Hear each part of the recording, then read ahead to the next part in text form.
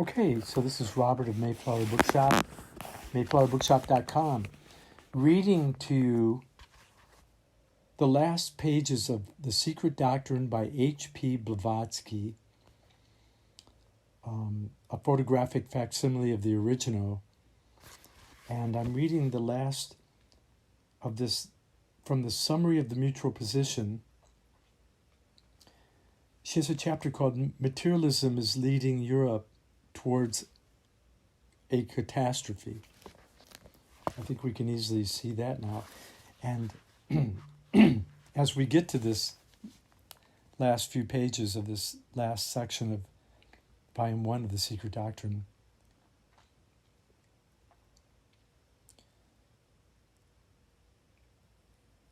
she talks about Fohat in the 11th book. In the Egyptian papyri, the whole cosmogony of the Secret Doctrine is found scattered in isolated sentences, even in the Book of the Dead. I'm reading now. Number 7 is quite as much insisted upon and emphasized therein as in the Book of Dijon. The great water, the deep of chaos, is said to be 7 cubits deep. Cubits standing here, of course, for divisions, zones, principles.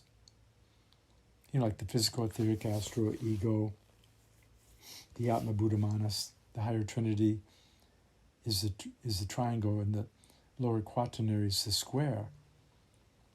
You see that in the home plate in the baseball field of the triangle and the cube. And you can find it, if you're observant from an esoteric point of view, in any Masonic lodge or Rosicrucian or magical lodge. Remember, Jesus said to the few, he speaks in parables, but to the masses, he's just like, it's in parables, and there's a deeper truth to be held by the secret inner school where the parables are interpreted. Otherwise, it's not a literal. He says, beware of the literal, dead letter people, but a lot of people take the Bible as literally, but it's a metaphor. And that awakens it is our spiritual soul education and progress. So Blavatsky here, the great waters, the deep or chaos, are said to be 7 cubits deep, 3 and 4. Standing here, of course, for the division, zones, and principles. Therein, in the great mother, all the gods, and the 7 great ones are born. Both Fohat and Tum are addressed as the great ones of the 7 magic forces who conquered the serpent, Apep, or matter. The 7 magical forces conquer the serpent of matter. So there's a way to understand the physical as reflections of the 12 signs of the zodiac and the cosmos, and the etheric as the memory theater, and the experience of the cosmos, and the astral, the higher and lower angels, and the ego, and the Atma Buddha Manas. There's a way to experience that actually frees you from matter, according to Blavatsky. Then here she says, no student of occultism to her means virtue mind training and education. No student of occultism, however, ought to be betrayed by the usual phraseology used in the translations of Hermetic works into believing that the ancient Egyptians or Greeks spoke of and referred monk-like at every moment in conversation to a supreme being, God, the, quote, one Father and creator of all, unquote, and so on, as found on every page of such translations. No such thing indeed, and those texts are not the original Egyptian texts. They are Greek compilations, the earliest of which does not go beyond the early period of NeoPlatonism. No Hermetic work written by Egyptians, the Book of the Dead, such as, would speak of the one universal God of the monotheistic systems. The one absolute cause of all was as unnameable and unpronounceable in the mind of the ancient philosopher of Egypt as it is forever unknowable in the conception of Herbert Spencer, for instance. As for the Egyptian in general, as Maspero well remarks, whenever he arrived at the notion of divine unity, the God one was never God simply. Lepage Renaud very justly observed that the word Neter Nuti, God, had never ceased being a generic term to become a proper name. Every God was the, quote, one living and unique God, unquote, with them. Every God was the one living and unique God with them. Their monotheism was purely geographical. If the Egyptian or Memphis proclaimed the unity of Ptah in the exclusion of Amen, the Egyptian of Thebes proclaimed the unity of Amen. Amen. That was an Egyptian term that the Christians borrowed. The Amen Ra. Duh. Okay. The Egyptian of Thebes proclaimed the unity of Amen. They saw the oneness through every diverse, and the diverse represented the oneness. See, that's why every God was a unifying principle. The God of the tree, the virtue of the tree, right? Do you not know your gods in the becoming? That Jesus tells the apostles. He's speaking of virtues and noble qualities that we're forming. Amen. The Egyptian of Thebes proclaimed the unity of Amen to the exclusion of Ptah, as we now see in India in the case of Shivas and Vaishnavas. Ra, the one God of Heliopolis, is not the same as Osiris, the one God of Abydos, and cannot be worshipped side by side with him without being absorbed by him. The one God is but the God of the nome, or the city, Neternuti, and does not exclude the existence of the one God of the neighboring town, or name. In short, whenever we are speaking of Egyptian monotheism, we ought to speak of the gods one of Egypt, the God of one. Like, the Celts had the god Hu, H-U. It was the one God that permeated all, the one and the many and the one, that the transcendental founding fathers of America, who did the Declaration of Independence, they knew about that. The one and the many and the one. That's not Minnie Mouse, that's the one. Yes, and that's why the word human is God-man from the ancient Celtic Druid. The Druids were teachers of the Celts, and the draconian stellar star cult, pole, the stars at the top of the pole, were the teachers of the first teachers of the Celts. So whenever we're speaking of Egyptian monotheism, we ought to speak of the gods one, the gods one. The one is all the gods. See, that's the thing. And all the gods are one of Egypt, and not of the one God. It is by this feature preeminently Egyptian that the authenticity of the various so-called Hermetic books ought to be tested. And it is totally absent from the Greek fragments known as such. She's giving us the way you test all those Hermetic books. If they talk about the many, all reflect the one, and the one is through all the many, then it's a real Hermetic book. And that's pretty cool, because a lot of times they give these rules out like they're dead, letter things. Okay, so it's this feature preeminently Egyptian that the authenticity of the various so-called Hermetic books ought to be tested, and it is totally absent from the Greek fragments known as such. This proves that a Greek Neoplatonic or even a Christian hand had no small share in the editing of such works. Well, that calls upon some rethinking of the modern astrologers who claim so much for the Hermetic, Gnostic, and Greek early texts. It's mind-blowing, because she's saying that a lot of people had altered these books to have their one God that they could rule and make a business of.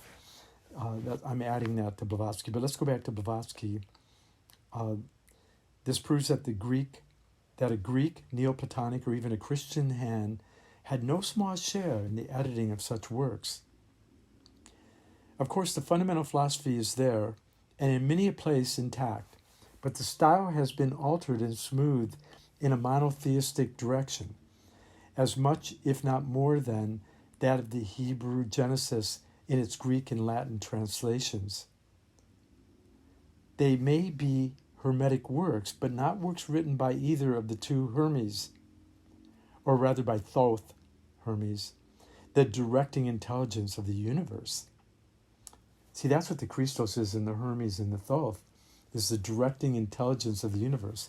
I often say it's the universal mind, but it's the directing intelligence of the universe that there's going to be a future that includes us all and empowers us all in the oneness, but each is a unique expression of that oneness. Okay, back to Blavatsky.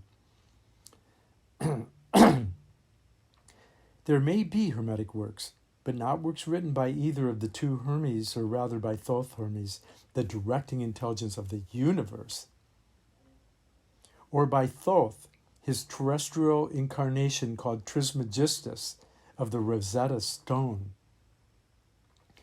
But awe is doubt, negation, iconoclasm, and brutal indifference in our age of the 100 isms and no religion. Every idol is broken save the golden calf.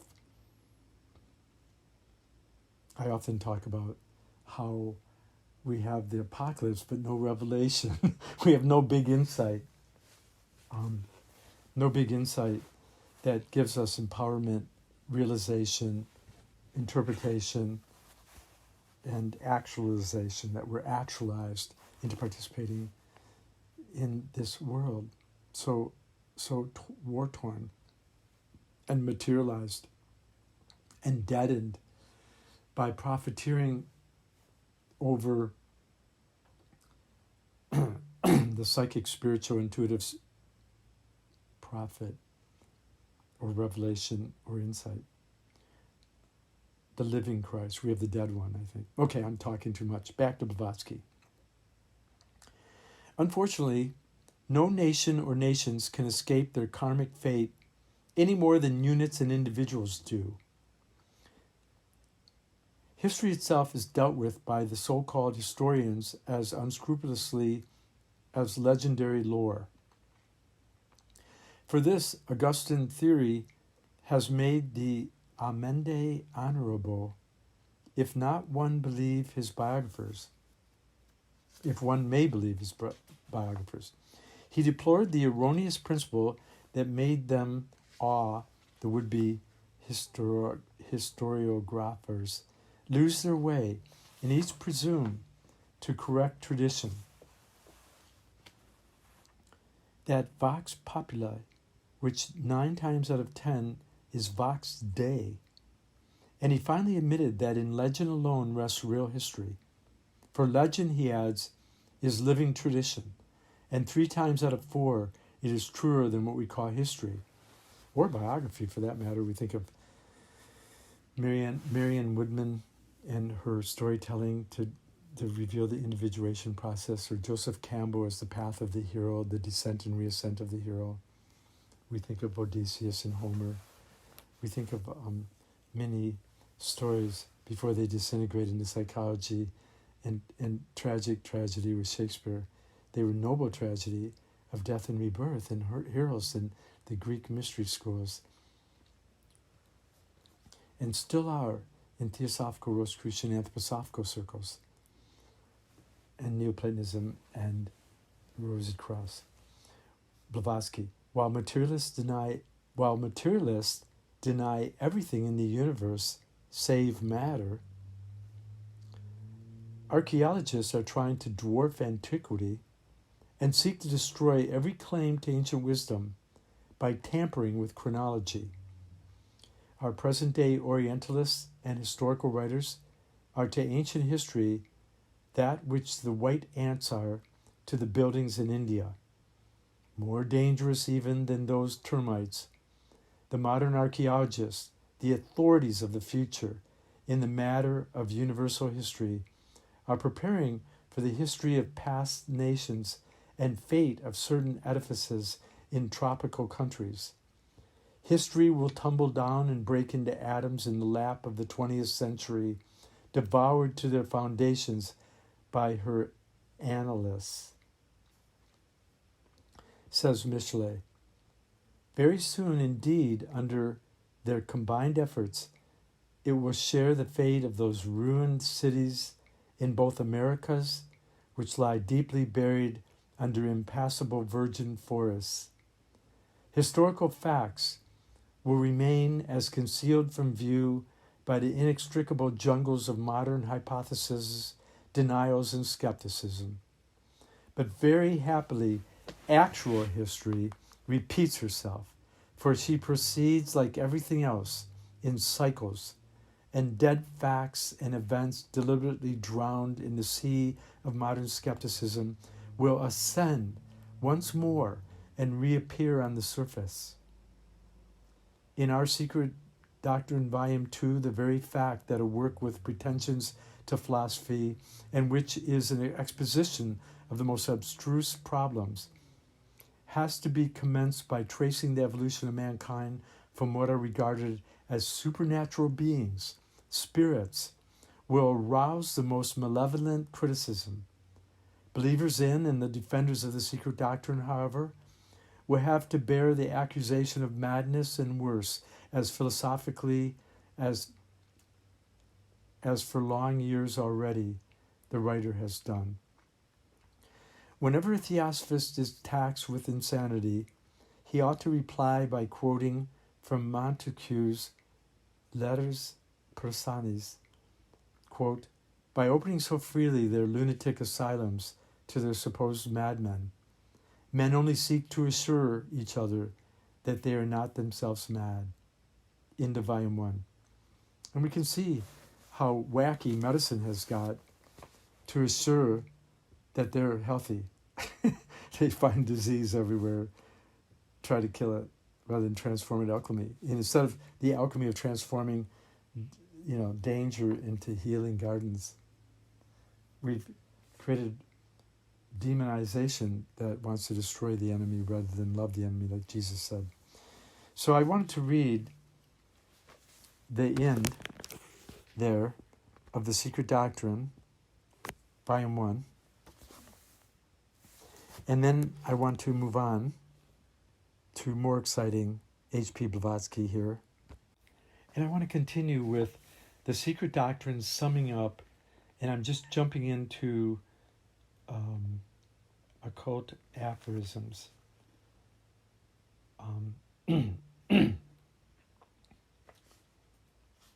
The real substance of the concealed sun is a nucleus of mother substance.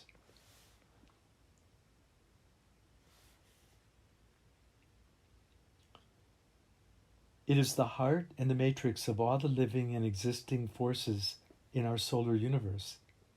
It is the kernel from which proceed to spread on their cyclic journeys all the powers that set in action the atoms in their functional duties, and the focus within which they again meet in their seventh essence every 11th year. He who tells thee he has seen the sun, laugh at him, as if he had said that the sun moves really onward on its diurnal path. Now we can see it as the anthroposophists would see this as the concealed sun as the Christos, or the Christ. It's that driving intelligence for the future that we just read about. And so let's continue. It is an account of this septenary, and out of that mother substance, see, it's my consideration, Robert Thibodeau of Mayflower Bookshop. It's my consideration that Sophia, the Divine Mother, there's a threefold goddess, but the silence of God is this mother substance that creates the 7 virtues and chakras and 7 colors and 7 notes of music. There's an octave of the 8th sphere, but the drudgery of the fallout of those who can't hit the octave or what falls away from us when we hit the octave, so we can hit the octave, is this negative A-sphere of composting. It's not really a scary thing, it's composting. And the worst scenario is that people who are terrible materialists and do lots of evil and wrong things, what looks like evil, they're backward living. Evil's live backwards. So what happens to the worst of us is that our spiritual self goes into spiritual worlds but has no memory of it and can't participate. We can't see God and the holy ones and the virtues and the angels and our friends in the most holiest form. We have to, where our consciousness goes down with the cast off bodies of desire and fear and anger and negative emotions, and we disintegrate with our materialistic clutching and clinging, and the Klingons are the bad guys here, and we turn into like dust. From dust we turn into dust, and that needs to be reanimated after millions of years. And the worst among us, we identify with this negativity, and eventually our crushed souls become like we get tired of that, and we want to protect ourselves, so we become the heart of stone. This heart of stone, no, no, no, no. And so we go into this heart of stone, and when we get beat by the weather and the sun and the stars, and eventually we get ground into dust, a new kind of dust that is edible by plants. And then the animals eat the plants, and the human beings eat the animals. And then eventually, after a really long time, we identify with the mother, and we become resonant with the mother's heart. And so we end up being food for human beings, and we go through human beings where we can't stay, and eventually we learn how to stay in the heart of a mother, and she gives birth to our new form that our higher self can once again reunite with, to become cognitive and compassionate and understanding. And there you go, kids. That's the worst that happens. That's the eighth grinding truth, the grinding sphere, when you don't hit the higher octave. And there's no fear. There's only like love. And if you have love, you'll find the heart of the stone quicker, and you'll become a plant and animal, and you'll be eaten. And then you'll go through, maybe you get lucky and St. Francis eats you.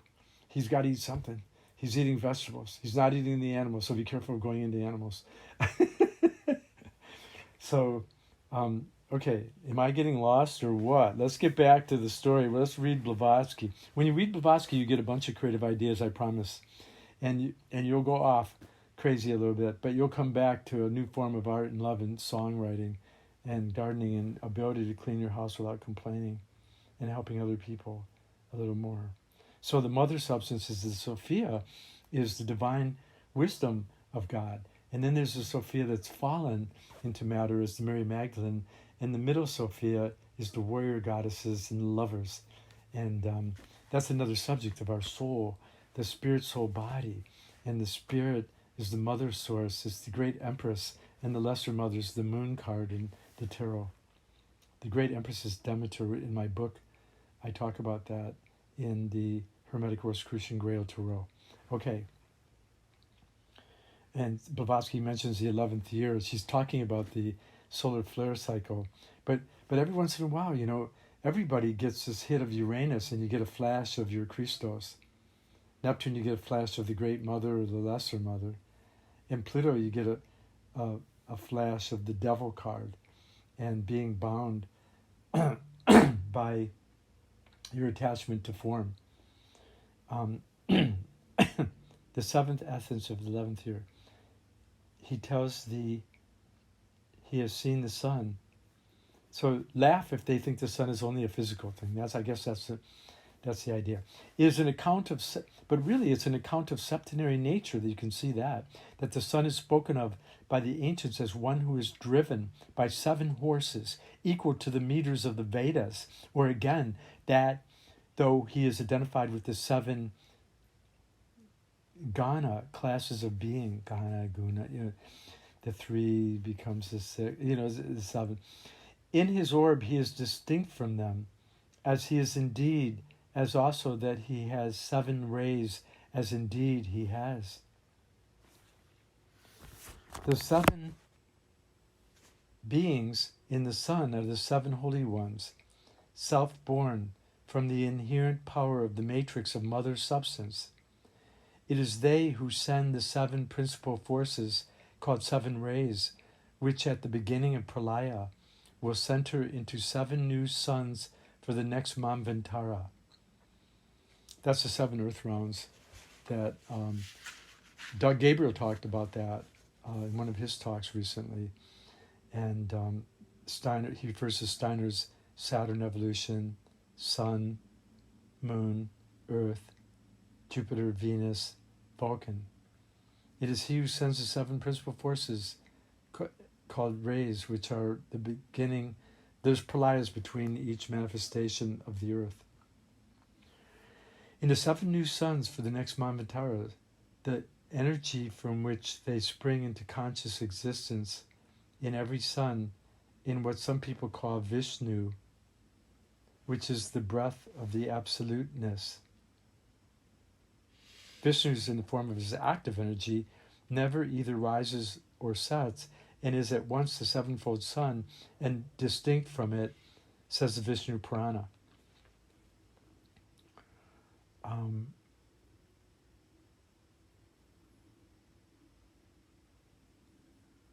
The 7 beings in the sun are the 7 holy ones, the 7 born from the inherent power in the matrix of mother substance. It is they who send the 7 principal forces called rays, which at the beginning of Pralaya will center into 7 new suns for the next Manvantara. Every earth has 7 levels, too. The energy from which they spring into conscious existence in every sun is what some people call Vishnu, which is the breath of the absoluteness. We call it the one manifested life, itself a reflection of the absolute. The 7 are all one. In the latter must never be mentioned in words or speech, the absolute, lest it should take away some of our spiritual energies that aspire towards its state, gravitating ever onward into its spirituality, as the whole physical universe gravitates toward its manifested center cosmically. It's like we're moving toward our center at the same time that we're moving toward this ultimate state. There's an involution and evolution simultaneously of spirit, soul, body. And that involution of 3 and evolution of 3, that centripetal and centrifugal force is the 3 and 3, but the whole thing held together is the 7th. And this is a mystery that we can only intuit at this point, and we can interpret, but every time we interpret it, it's for some different, diverse thing, and we lose part of that wholeness. Okay, let's go back to Blavatsky. The former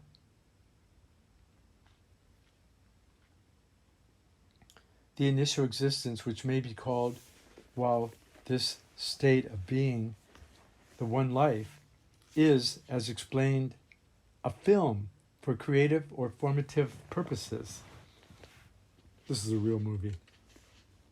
It manifests in 7 states, which, with their septenary subdivision, are the 49 fires mentioned in sacred books like the Vishnu Purana and other Puranas. Just peeking ahead in Blavatsky's work here. It's very interesting. Let's continue with Blavatsky. The first is and there's a blank. The first is the mother, prima materia, the primal matter. Separating itself, nobody sees the true spirit, nobody sees the true matter. Separating itself into its primary 7 states, it proceeds down psychically when, having consolidated itself in its last principle as gross matter, it revolves around itself and informs with the 7th emanation of the last, the first and the lowest element, the serpent biting its own tail. In a hierarchy or order of being, the 7th emanation of her last principle is A, in the mineral, the spark that lies latent in it, and is called to its evanescent being by the positive awakening, the negative, and so forth. B, in the plant, it is what that vital, intelligent force which informs the seed and develops it into the blade of grass or the root of sapling and sapling. It is the germ which becomes the upadi, the vehicle, of the 7 principles of the thing it resides in, shooting them out as the latter grows and develops. In every animal, this is like the third, the physical, etheric, and now the astral. In every animal, it does the same. It is its life principle and vital power, its instinct and qualities, its characteristics and special idiosyncrasies. It's the sun shining through these 7 levels. To man meaning thinker, by the way, but the form of man is a total universal thought and microcosm of the macrocosm, I'm adding to this. But D, to man, the fourth, it gives all that it bestows on all the rest of the manifested units in nature, but develops furthermore the reflection of all its 49 fires in him, each of his 7 principles in their heir in full to, and a partaker of, the 7 principles of the Great Mother, the breath of her first principle in its spirit, Atman. Steiner calls it Spirit Human, then Life Spirit, and Spirit Self is the Atma Buddha Manas of the Theosophical terminology. The breath of her first principle is his spirit, Atman. That is, for practical purposes, what most people call God or the Christ. Blavatsky. We call it erroneously the 7th, H.P.B. says. Her second principle is Buddhi. She's saying that the first principle is really Atman. This is the descent of the higher self into us. And the second is the Buddhi, or the soul, from the spirit to the soul. The third furnishes him with a brain stuff on the physical plane and with the mind that moves it, which is the human soul, according to its organic capacities. E, it is the guiding force in the cosmic and terrestrial elements. It resides in the fire provoked out of its latent into active being. For the whole of the 7 subdivisions of the unnameable principle reside in the terrestrial fire. It whirls in the breeze, blows with the hurricane, and sets the air in motion, which element participates in one of its principles also, proceeding psychically, the hermetic nature going down psychically into matter when she meets heavenly man. A side note. Proceeding psychically, it regulates the motion of the water, attracts and repels waves. The writers of this knew perfectly well the physical cause of the tides, of the waves, and so on. It is the informing spirit of the whole cosmic solar body that is meant here, and which is referred to whenever such expressions are used from the mystic point of view. It attracts and repels the waves according to fixed laws, of which its 7th principle is the informing soul. Its 4 higher principles contain the germ that develops into the cosmic gods. Its 3 lower ones breathe the lives of the elements and the elementals. In our solar world, the one existence is heaven, and the earth the root and the flower, the action and thought. It is in the sun, and is as present in the glowworm. Not an atom can escape it. Therefore the ancient sages have wisely called it the manifested God in nature.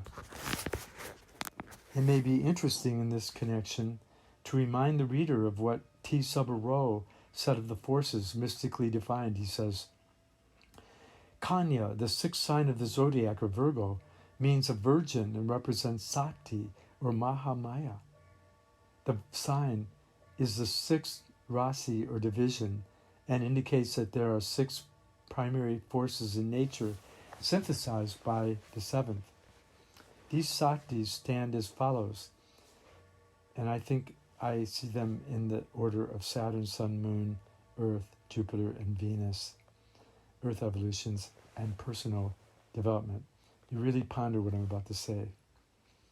The Shaktis, Shiva, Shakti, right? The Shaktis, although this might mean something a little different. The Shaktis, number one, Saturn evolution or prima matter, maybe, I don't know. Parasakti, literally the great or supreme force or power. It means and includes the powers of light and heat. So this is the Saturn evolution and perhaps the highest first principle. The great supreme force or power means and includes, this is us in the earth evolution too. It means the greater supreme force or power means and includes the powers of light and warmth. Jnana Sakti, literally the power of intellect or real wisdom or knowledge. It has two aspects. The following are some of its manifestations when placed under the influence or control of material conditions. The power of the mind in interpreting our sensations, and its power in recalling past ideas, memory, and raising future expectations. Its power as exhibited in what are called by modern psychologists the laws of association, which enables it to form persisting connections between various groups of sensations and possibilities of sensations, and thus generates the notion or idea of an external object. Its power in connecting our ideas together by the mysterious link of memory, and thus generating the notion of self or individuality.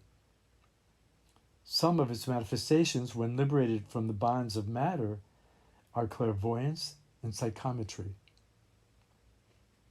Again, I'm reading from the summary of H.P.Blavatsky, Volume 1, The Seven Powers. Number 3, the lunar evolution. The Isha Sakti, literally the power of will. Its most ordinary manifestation is the generation or certain nerve currents which set in motion such muscles as required for the accomplishment of the desired object. See, we could also see these last three as thinking, feeling, willing. We could, maybe. But it's also, we enter now the earth, the Kriya Shakti, the heart chakra, the Kriya Shakti, the mysterious power of thought, thinking, which enables it to produce external perceptible phenomenal results by its own inherent energy. The ancients held that any idea will manifest itself externally if one's attention is deeply concentrated upon it. Similarly, an intense volition will be followed by the desired result. A yogi generally performs his wonders by means of Isha Shakti or Kriya Shakti. And now we go to Jupiter Venus, which is this kind of like fifth epoch and sixth epoch, or the fifth higher chakra and sixth higher chakra, maybe, or the Jupiter and Venus evolution that we can experience now in our microcosmic reflection of the macrocosm. The Kundalini Shakti. The Kundalini Shakti, the fifth step here. Literally, the power or force which moves in a serpentine or curved path. It is the universal life principle, manifesting everywhere in nature. This force includes the two great forces of attraction and repulsion. Electricity and magnetism are but manifestations of it. This is the power which brings about that continuous adjustment of internal relations to external relations, which is the essence of life according to Herbert Spencer, and that continuous adjustment of external relations to internal relations. Adjustment of internal relations to external relations, and the continuous adjustment of external to internal relations, which is the basis of transmigration of souls, or punarjanam, rebirth. According to the doctrines of the ancient Hindu philosophers, a yogi must thoroughly subjugate this power before he can attain moksha, or freedom. And then we go to the sixth, the Venus evolution perhaps. The Mantrika Sakti, literally the force or power of letters or speech or music. The Mantra Shastra has for its subject matter this force in all its manifestations. The influence of melody is one of its ordinary manifestations.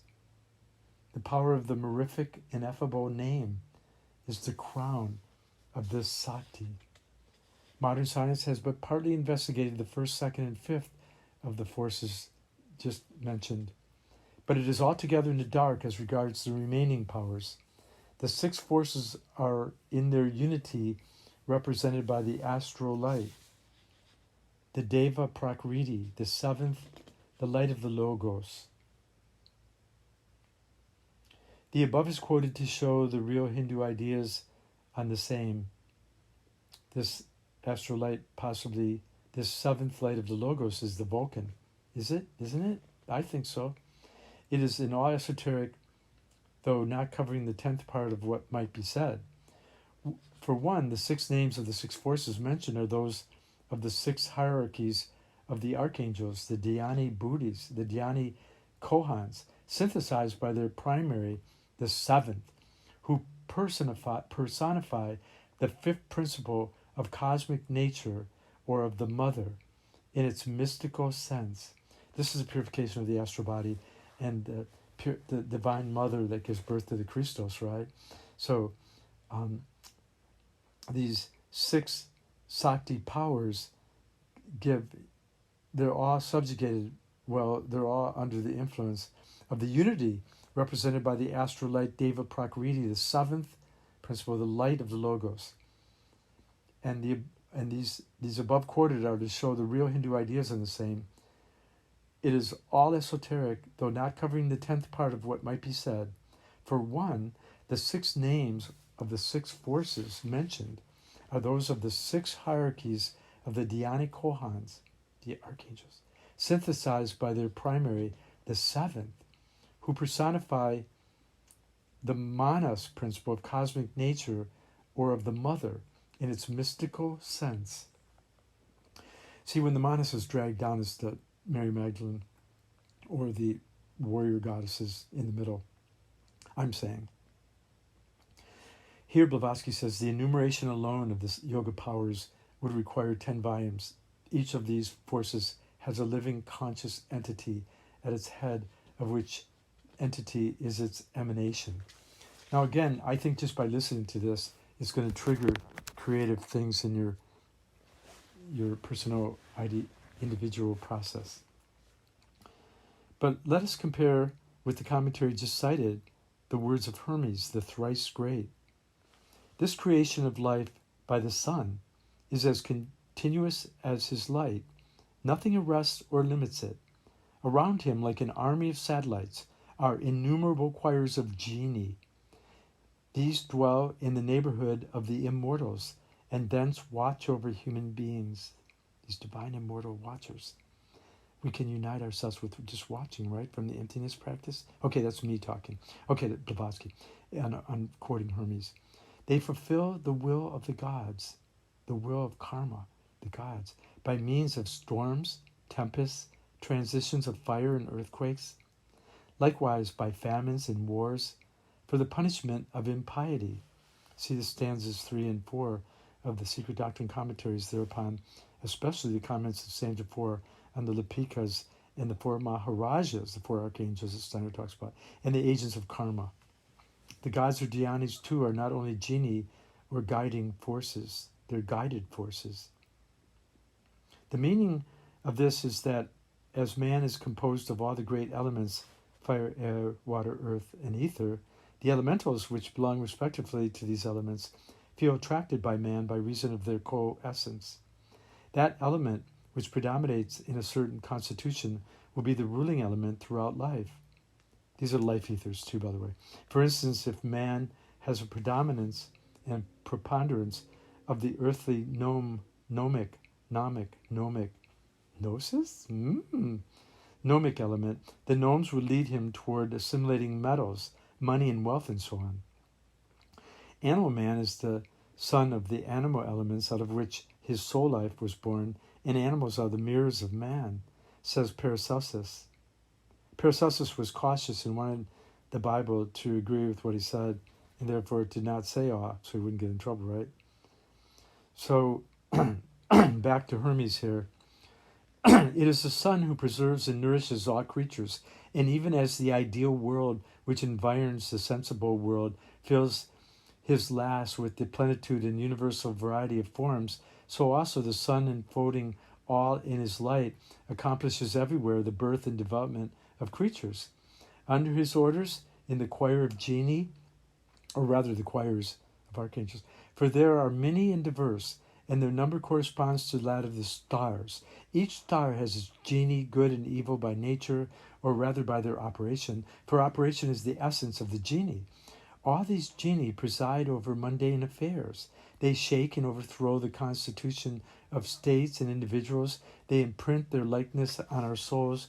They are present in our nerves, our marrow, our veins, our arteries, and our very brain substance. At the moment when each of us receives life and being, he is taken in charge by the genie elementals who preside over births and who are classed beneath the astral powers, superhuman and astral spirits. Perpetually they change, and not always identical, but revolving in circles. They permeate by the body 2 parts of the soul, which it may receive from each the impress of their own energy. But the reasonable part of the soul is not subject to the genies. It is designed for the reception of the God in man, and often the incarnation of a God, a highly spiritual Dhyani Kohan archangel in him, besides the presence of his own 7th principle, Christos, an angel. Wow. The reception of the God who enlightened the bride's reception, right? The alchemical wedding. That's what it's referring to. It is designed for the reception of the God. The reasonable part of the soul is not subject to the genie or the elementals. It's designed for the reception of the God in us, who enlightens it with a sunny ray. Those who are thus illumined are few in number, and from them the genie abstain, for neither genie nor gods have any power in the presence of a single ray of God. I mean, I think this is what, when you say you believe in Christ and stuff, I mean, it's not a blind belief, it's this operative thing. But all other men, both soul and body, are directed by genie, to whom they cleave and whose operations they effect. The genies and the elementals, right? The genie then have the control of mundane things, and their bodies serve them as instruments. This can be seen in the most quoted book of the Secret Doctrine, the book by Anna B. Kingsford, The Perfect Way and Her Virgin of the World. The Perfect Way in the Finding of the Christ is the most quoted book in the Secret Doctrine by Blavatsky, so much for unintelligent anthroposophists who think that Blavatsky doesn't have Christ's part of her teaching, because she wrote the esoteric character of the Gospels and she really harps on the Sermon on the Mount as living that life as a true Christian. So, of course, I'm not talking, the real anthroposophists know that already. Okay, and they've studied what Steiner studied. They didn't get stuck on repeating Ahrimanic, because remember, Steiner said Ahriman would never misquote him. Ooh, ouch. Okay, so Blavatsky. The above save a few, that whole Hermetic thing. We talked about the God, that's a reception of the God that enlightens with a sunny ray. The above sectarian points represents that which was a universal belief common to all nations to about a century or so back. It is still as orthodox in its broad outlines and features among pagans and Christians alike. If one accepts a handful of materialists and men of science.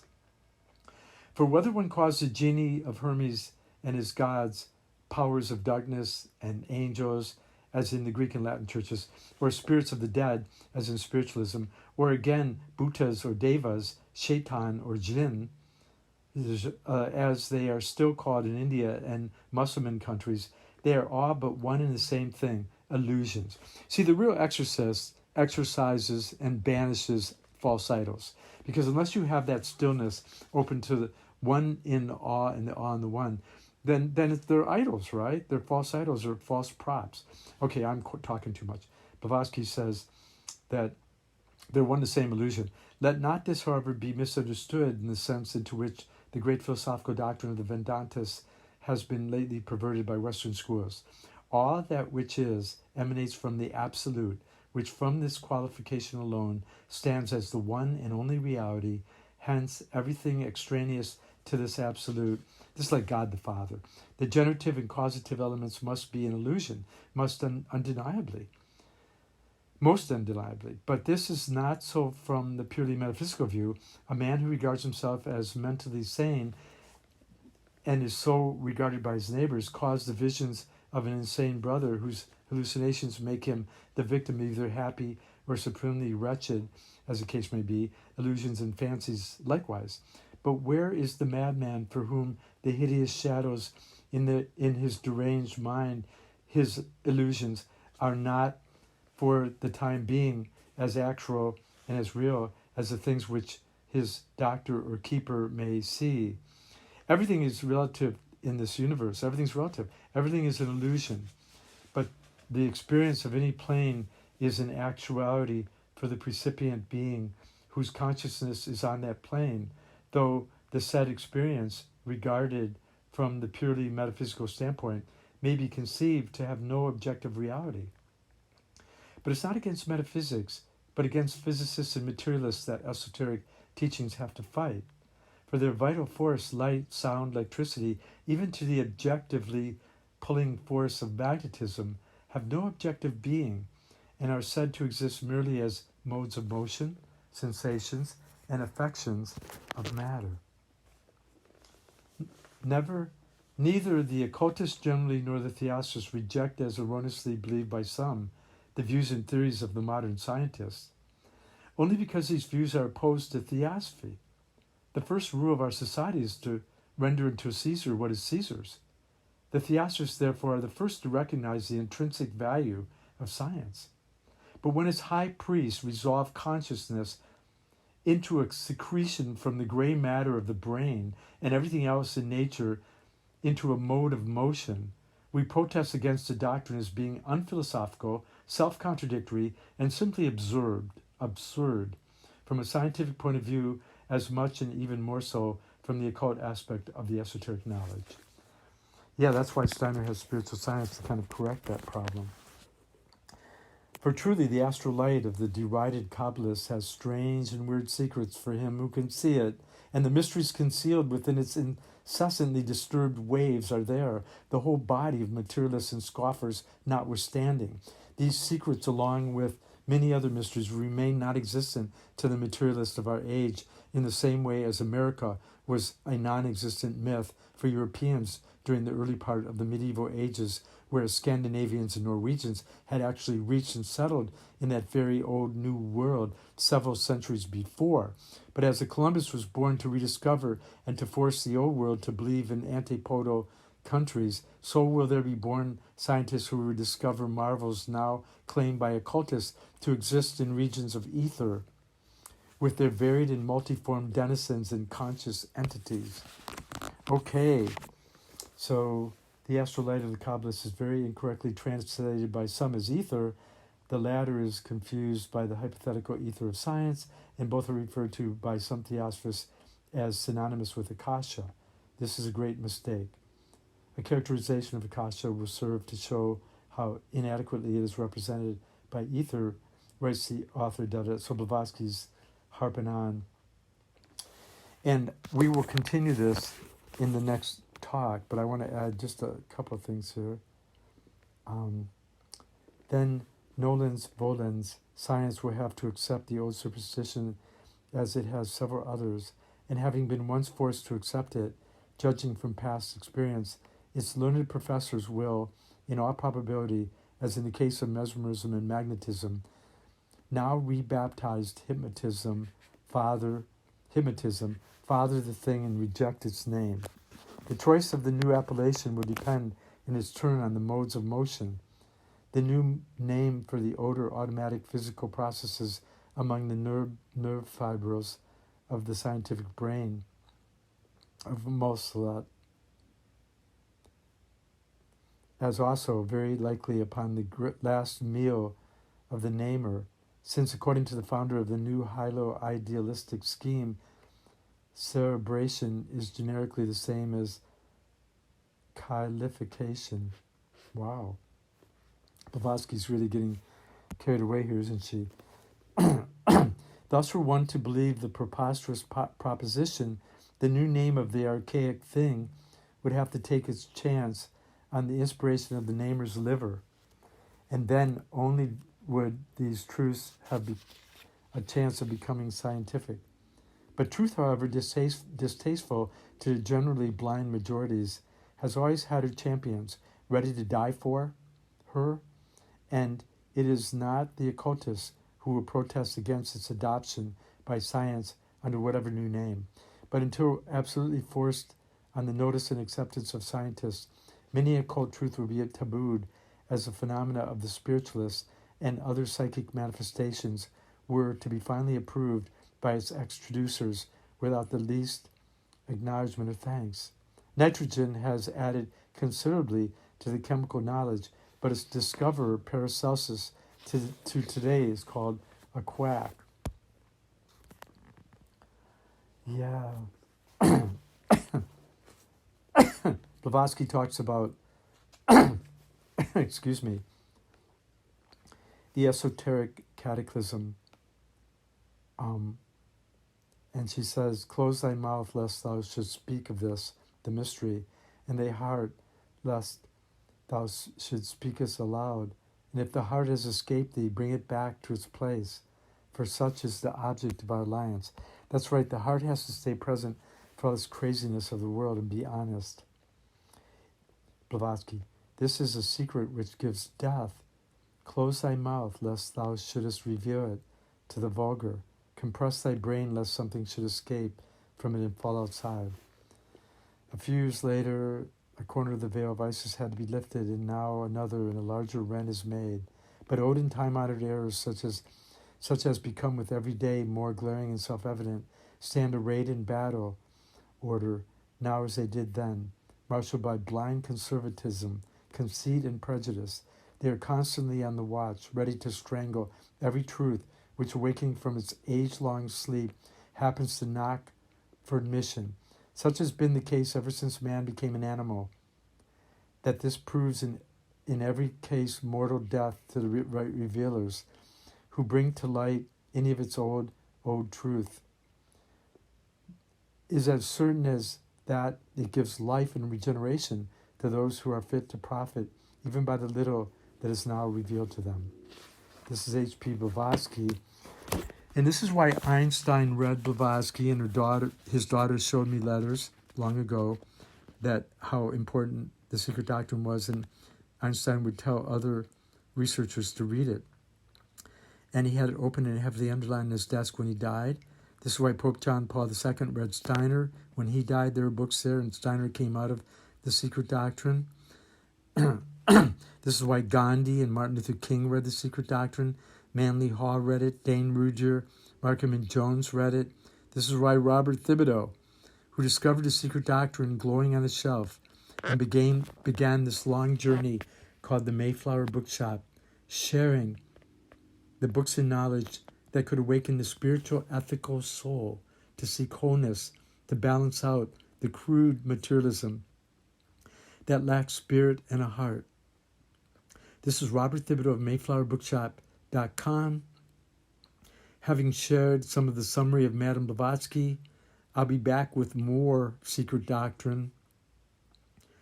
I hope that you can join me by either making a donation or helping others less fortunate, or by following the leads presented here and by some of my many friends that are esoteric students, and you yourself become a co-creative agent for both the whole of your life and the future destiny of this planet, for the betterment, the progressive awakening mind that seeks friendship with awe, one in awe and awe in one. God bless you. Goddess bless us. MayflowerBookshop.com. Love you. See you down the road.